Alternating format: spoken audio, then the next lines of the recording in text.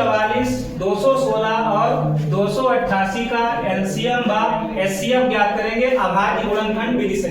सबसे पहले हम 144 के अभाज्य गुणनखंड करेंगे, 2 से काटेंगे, 2 से 14 ये 7 बार में जाएगा और 4 जो है ये 2 बार में जाएगा। अब 2 से 7 को काटेंगे तो 2 तियां 6, 1 बचेगा, 2 छन 12, 2 एकन 2, 1 बचेगा, 2 अट्ठे 16, 2 नेम 18, 3 तियां 9, 3 एकन 3। अब इसके हम फैक्टर्स को पावर के रूप में लिखेंगे। देखिए 2 बार, 2 ये कितनी बार है तो 2 ये 4 बार है तो लिखेंगे 2 की घात 4, 3 2 बार है तो लिखेंगे 3 की घात 2। अब हम फैक्टर करेंगे 216 के, तो अब 216 के फैक्टर कर लेते हैं। 216 को कैंसिल करेंगे 2 से, 2 एकन 2। अब 16 में पहाड़ा पड़ेंगे तो यहाँ 0 बनाएंगे, 2 अट्ठे 16, 2 पंचे 10, 2 चक्कू 8, 2 दूनी 4, 2 सत्ते 14, 3 नेम 27, 3 तिया 9, 3 एकन 3। अब 2 की घात 3 करेंगे और 3 की घात 3 लिखेंगे। ऐसे ही अब हम 288 के अभाज्य गुणनखंड करेंगे।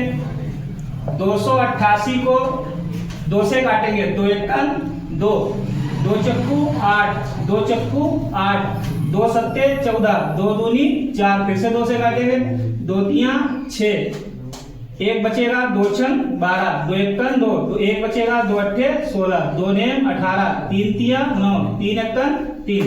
अब देखिए 2 कितनी बार है तो 2 ये 5 बार है तो लिखेंगे 2 की घात 5, और 3 जो है वो 2 बार है तो लिखेंगे 3 की घात 2। अब हम इसके एलसीएम और एचसीएफ ज्ञात करेंगे। तो सबसे पहले इसका हम एलसीएम निकालते हैं। देखिए एलसीएम में क्या होता है, एलसीएम में बड़ी घात ली जाती है। तो 2 में बड़ी घात क्या है, देखिए यहाँ 2 की घात 3 है, यहाँ 2 की घात 4 है, यहाँ 2 की घात 5 है, तो सबसे बड़ी घात क्या है, 2 की घात 5। ऐसे ही 3 में बड़ी घात लेंगे तो 3 की घात 2, 3 की घात 3 और 3 की घात 2। इसमें बड़ी घात क्या है, 3 की घात 3। अब 2 को 5 बार मल्टीप्लाई करेंगे तो कितना जाएगा, 2 को 5 बार मल्टीप्लाई करने पर कितना बनेगा, 2 दूनी 4, 4 दूनी 8, 8 दूनी 16, 16 दूनी 32 बनेगा, और ये हो जाएगा 27।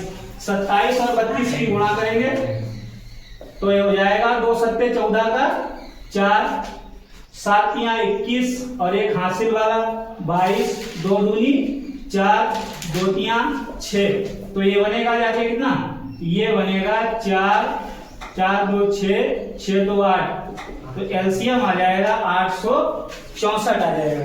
अब ऐसे ही एचसीएफ ज्ञात करेंगे। एचसीएफ में क्या करेंगे, एचसीएफ में छोटी घात कॉमन ली जाएगी। तो 2 में छोटी घात कौन सी है, 2 की घात 3 है, और 3 में छोटी घात कौन सी है, 3 की घात 2 है। 2 की घात 3 8 होता है, 3 की घात 2 9 होता है, और एचसीएफ आ जाएगा 9 8 72।